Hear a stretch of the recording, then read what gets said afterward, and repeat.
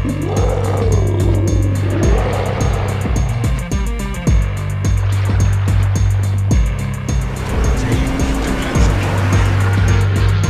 is the Colbert R. It's a legendary tier French cruiser. It's one of the rental ships in the Theseus Bane campaign. It's only available for the last 2 weeks of the campaign, so time is a little bit of the essence. So let's get into the setup of the ship and the commander, who is Andre Roux. Base trait is Grenadier, increases your ship's HE shell damage. As for inspirations, I have Norman Scott. Directed Impact increases the shell grouping of your cruiser's main guns. And Karl von Mueller, Hardy, increases the maximum speed of your cruiser. As for the skills, I have Burn It Down XXL, increases the chance of HE shells causing a fire. The second skill is Full Speed Ahead. This will increase the maximum speed of your cruiser and enhance the rudder shift speed. The third skill is Velocious, increases the maximum speed of the ship. And the fourth skill is Steer Clear, improves the ship's steering as well as reduce the steering gear repair time. So this is my Agile cruiser commander build for the French cruisers. As for legendary skill, I've selected Fully Packed. It gains 1 additional charge for each equipped consumable, as well as reduce the reload time of all consumables. And the reload time of all consumables is reduced by 30%. Range to the allied ship to activate the special effect is 1.5 kilometers, because I only have them ranked up to legendary rank 1. Upgrading to legendary rank 2 will increase the radius to 2 kilometers. Okay, let's take a look at the upgrades for the Colbert. First upgrade is Aiming Systems Mod 1. Dispersion of the main battery is improved by 7%. Torpedo launcher traverse speed is improved by 20%, but the ship doesn't have any torpedoes. Secondary battery firing range and its dispersion is improved by 5% respectively. The second upgrade is Propulsion Mod 2. Time taken to reach full power when accelerating is cut in half, down 50%. Third upgrade is Steering Gears Mod 3. Rudder shift time is improved by 40% and steering gear repair time is improved by 80%. Gunfire Control System Mod 2, range of the main guns is improved by 5%. And the one thing I'll mention here is I did try Steering Gears Mod 2 for the second upgrade, but it seemed like the ship was way too slow to accelerate, so I went with Propulsion Mod instead. Let's look at the loadout. Here's your normal ammunition, high explosive shells, armor piercing shells, which we'll get into in a second. As far as consumables, you have your normal damage control party with the duration of 5 seconds, reload time is 60 seconds, and there is an unlimited number of those consumables. The second consumable is either the sonar or the defensive AA fire. I've selected the sonar. Detection of torpedoes is 3.1 kilometers. Detection of ships is 4.4 kilometers. The duration is 96 seconds with a reload time of 180 seconds, and you have 3 of these consumables. Engine boost consumable is next. It will temporarily increase the maximum speed of the ship up 20%. Consumable duration is 180 seconds. Reload time is 120 seconds, and you have 3 of these consumables. The last consumable is the repair party. Partially restores the ship's HP by repairing any light damage at the rate of 180 hit points per second.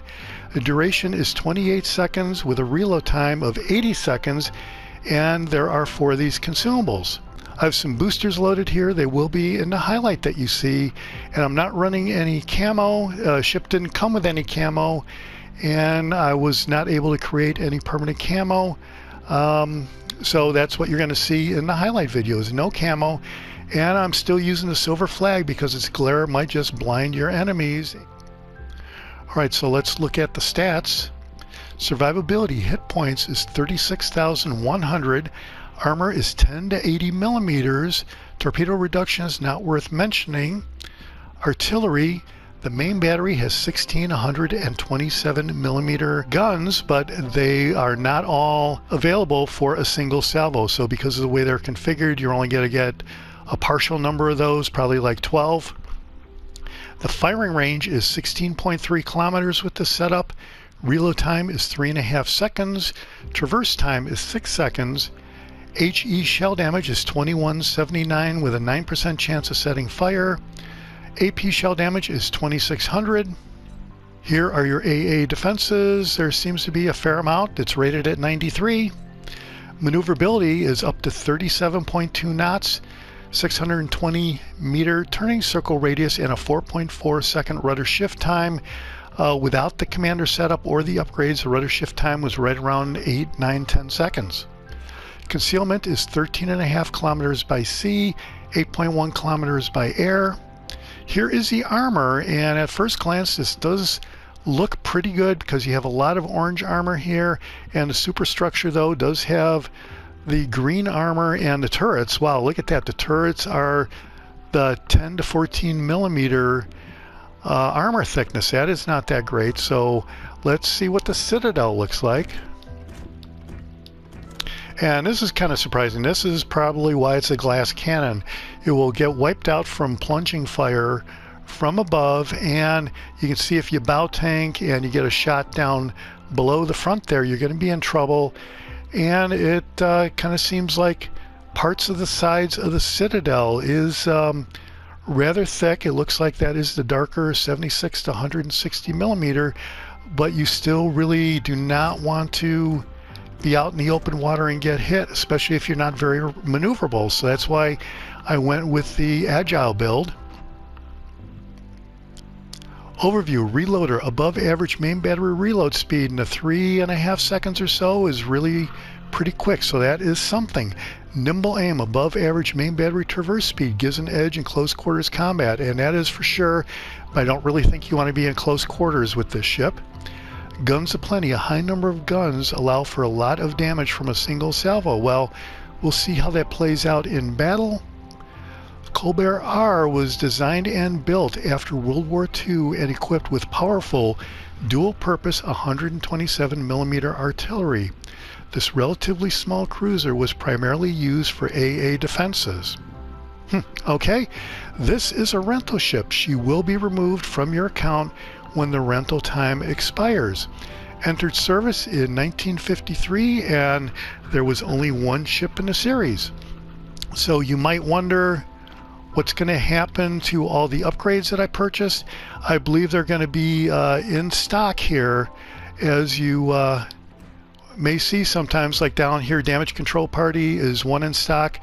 All these upgrades will be in stock when the Colbert is removed from my port.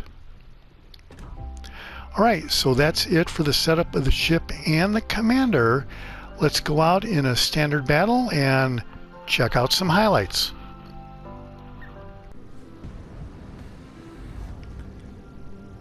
Right, we're in standard, we're in Land of Fire. I'm checking out the teams here to see what we have on both teams. There's a Colbert on the other team and a Minotaur. There's an Alaska with a radar. Suzia has a radar, I believe. And there's a Maine. So those are ships that you definitely don't want to be messing around with.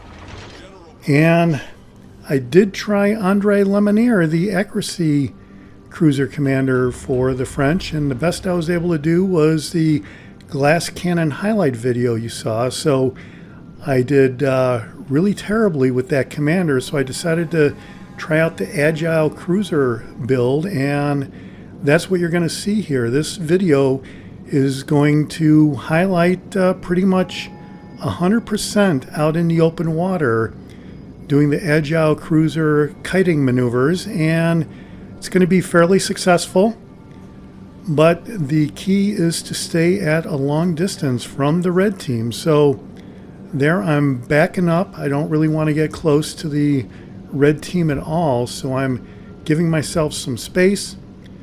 The match before this, I was able to get a victory in standard to the tune of like 88,000 damage, but I thought that this video highlighted more of the graphics of the rounds actually missing as I'm maneuvering with the Agile cruiser build. So I'm going to be very careful and stay at a long distance here. There's a red destroyer right there that deployed a smoke screen, so That's not always ideal.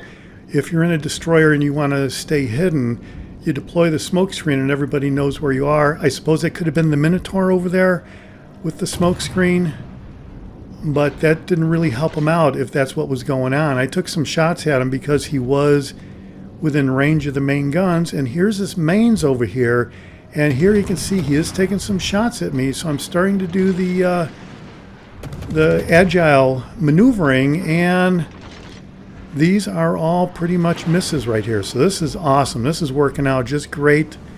And the idea is you want to make your movements totally random. You don't want to try to make it so that your opponent can predict which way you're moving. If you oscillate back and forth at a steady rate, people can kind of time that. I try to time that on my opponents.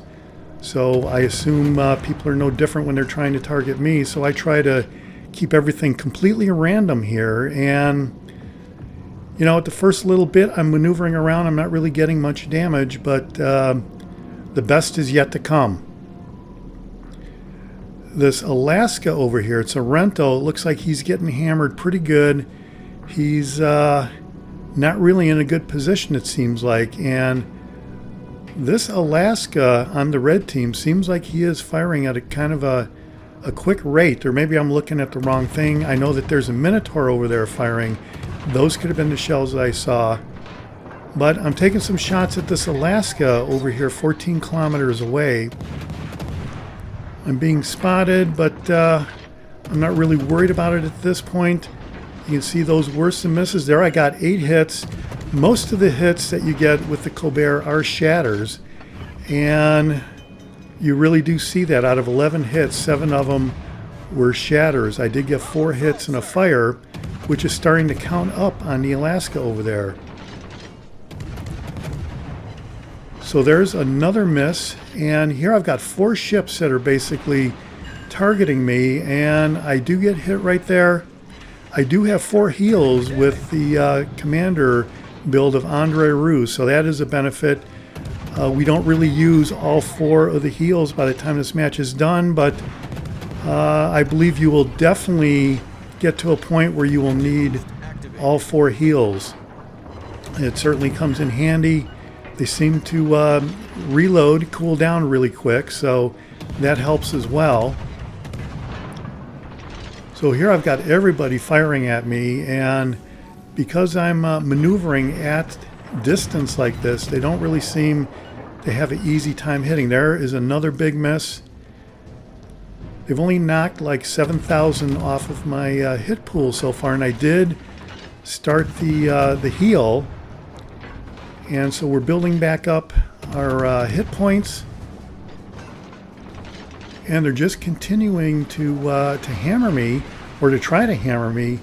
And I'm using the island from cover over here, and these shots are all short. So this I was kind of surprised at, but looks good to me. So here's a Yamato. I'm going to take some shots at him. I'm hoping the island will cover me a little bit. Looks like his guns are pointed away from me, so that is awesome. That is definitely what you want to see, especially when you're in a very fragile, agile cruiser like this. So we're starting a couple fires now. We got 2 defended flags. We're up to 20,000 damage. And there's this Grosser first. And I think when you zoom in, you're going to see his guns are not pointing at me. So this is awesome. So I can just go to town on this guy.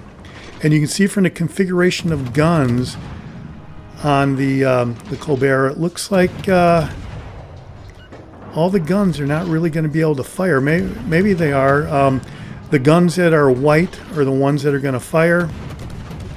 As you're rotating around, let's take a look at that. I haven't really looked at that before, so I just assume that the guns on the other side of the ship would not be part of any salvo like this right here. So yeah, it looks like some of the guns are not turning white and not firing. So looks like most of them do fire though, so you are getting quite a bit of rounds on target here, so this is awesome.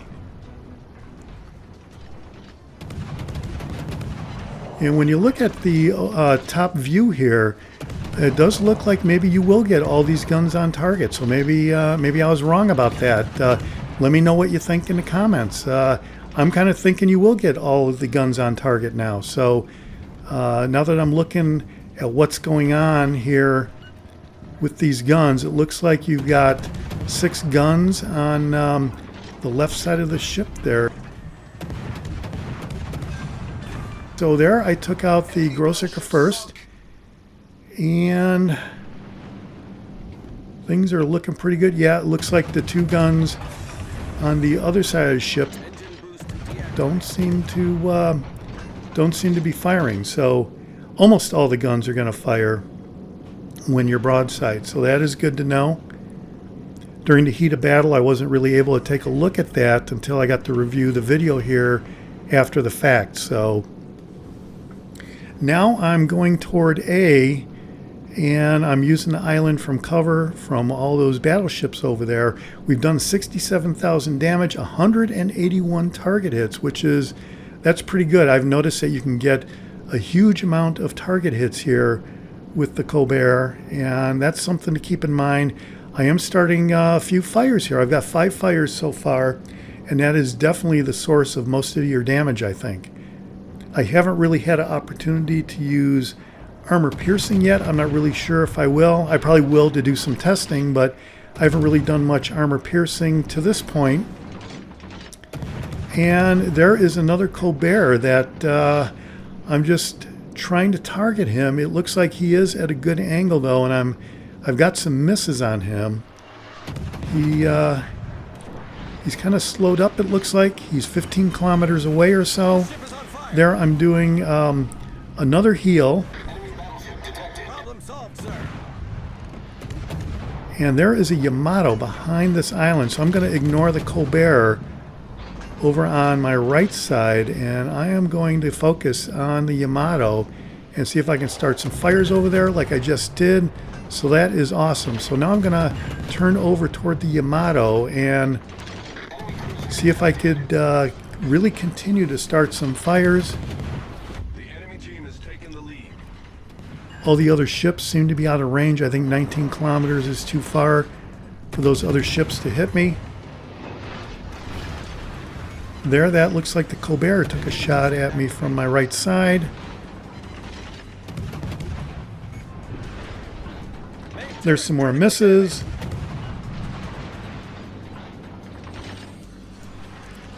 There I did the health booster right there. And so now I've got 1 health booster left. And I still have 27,000 plus hit points left on the ship. So this is looking pretty good. I've got 80,000 damage, 82,000 with 10 minutes in the game. So all these health boosters are really helping preserve my health to make my battle a little bit longer. And here these torpedoes did catch me by surprise. I didn't expect those torpedoes, and that really wrecked my day actually. I probably would have lasted a little bit longer, but you can see my team is getting blown out big time here.